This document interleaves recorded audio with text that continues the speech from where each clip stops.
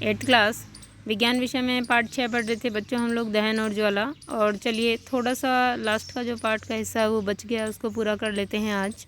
तो आगे बढ़ते हैं। दहन और ज्वाला में बहुत सारे टॉपिक हम लोगों ने पढ़ लिए हैं, दहन, ज्वाला, ठीक है, दाह पदार्थ, ईंधन, अच्छे ईंधन के गुण पढ़े थे कल हम लोगों ने। तो चलो बढ़ाते हैं आगे इस पाठ को। और ईंधन के दहन से हानिकारक उत्पाद प्राप्त होते हैं, ये लास्ट टॉपिक आपका बचा है इस पाठ का, इसको पूरा करेंगे हम लोग। कि ईंधन के दहन से, जब भी हम लोग किसी ईंधन को, किसी पदार्थ को जलाते हैं तो उसके दहन से कुछ हानिकारक उत्पाद या हानिकारक पदार्थ उत्पन्न होते हैं जो हार्म करते हैं या हानि पहुंचाते हैं हमको अलग अलग तरीके से। देखिए चलते हैं और पढ़ते हैं कि कौन कौन से पदार्थ उत्पन्न होते हैं और कैसे हानि पहुंचाते हैं। ईंधन का बढ़ता हुआ उपयोग पर्यावरण पर हानिकारक प्रभाव डालता है। अब देखो नीचे वो बिल्कुल सीक्वेंस में 1 बाय 1 करके बिंदुओं में आपको होने वाली जो हानियां हैं वो बताई गई है।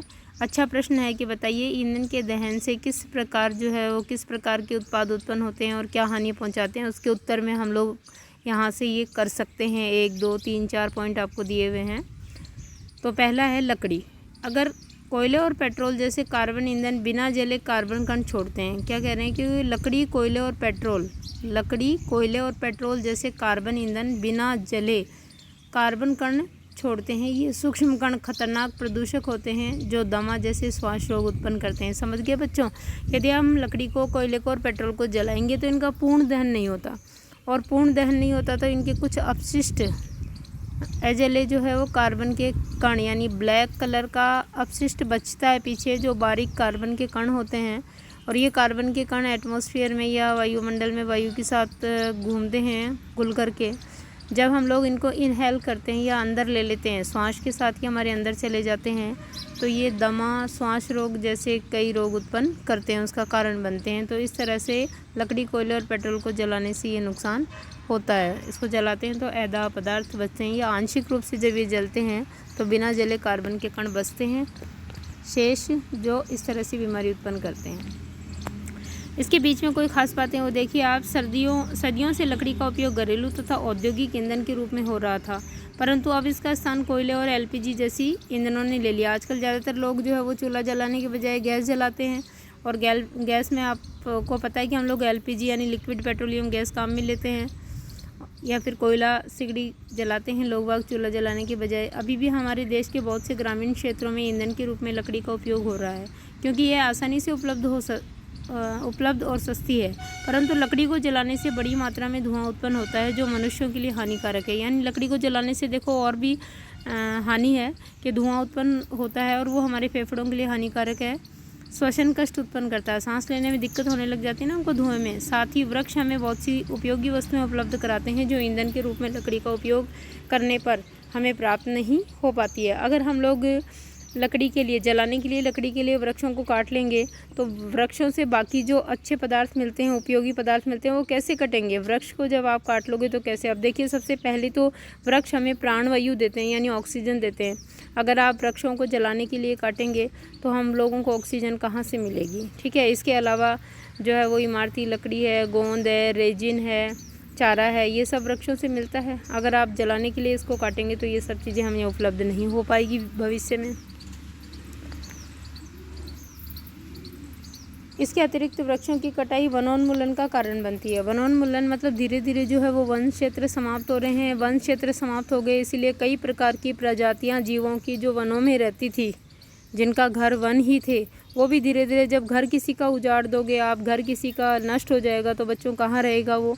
तो इस तरह से हम लोगों ने अपने मतलब के लिए, इंसान ने जब वनों की कटाई करना शुरू कर दिया, कहीं कृषि योग्य भूमि बनाने के लिए, बढ़ती हुई जनसंख्या को भौतिक सुख सुविधा देने के लिए, है ना, और इमारती लकड़ी के लिए, कहीं इंडस्ट्री या उद्योग लगाने के लिए, हर तरह से हम लोग वनों की कटाई किसी न किसी रूप में कर रहे हैं, जो कि वनोन्मूलन का मतलब है कि वनों का कम हो जाना या वनों का अंधाधुंध काटा जाना। इसका कारण बनता है। और साथ ही साथ ये जैव विविधता को भी नष्ट कर रहा है, क्योंकि नाना प्रकार के जीव जंतु जो प्राचीन समय में घने वनों में पाए जाते थे, वन नहीं रहे तो वो भी या तो मर गए या उनकी स्पीसीज जो है वो विलुप्त हो गई है, उनकी प्रजातियां विलुप्त हो गई है, या फिर कुछ बचे हैं तो उनकी प्रजाति जो है वो रेड डाटा बुक में लिखी गई है, यानी विलुप्त होने के कगार पर है और विलुप्त हो भी चुकी है कई। तो इस तरह से नुकसान है जो पर्यावरण के लिए हानिप्रद है, जैसा कि आपने कक्षा 7 में पढ़ा था, वनोन्मूलन में पढ़ा था। अब दूसरा जो नुकसान है वो देखिए, इन ईंधनों का अपूर्ण दहन मतलब पूरी नहीं जलती, ये कार्बन मोनोऑक्साइड गैस देता है, CO2 तो होती है कार्बन डाइऑक्साइड और CO होती है कार्बन मोनोऑक्साइड। यह एक अत्यंत विषैली गैस है। बंद कमरे में कोयला जलाना खतरनाक होता है, इसलिए आपने कभी सुना होगा, न्यूज़पेपर में सुना होगा कि अंगीठी या सिगड़ी जला करके परिवार सोया था और सुबह की सुबह सब मृत मिले, है ना, सभी जने मर गए अचानक। क्योंकि कार्बन मोनोऑक्साइड बच्चों ऐसी गैस है जिसको हम लोग नींद के समय में इनहेल कर लेते हैं, अंदर ले लेते हैं और पता भी नहीं चलता हमको, ये जा कर के और हमारे ब्लड के थक्के जमा देती है हमारे शरीर में, जिससे इंसान की मृत्यु हो जाती है और पता ही नहीं चलता उसको। बंद कमरे में कोयला जलाना खतरनाक होता है। उत्पन्न कार्बन मोनोऑक्साइड गैस से कमरे में सो रहे व्यक्तियों की मृत्यु भी हो सकती है, और ऐसा होता है, हम कई बार पढ़ते हैं अखबारों में।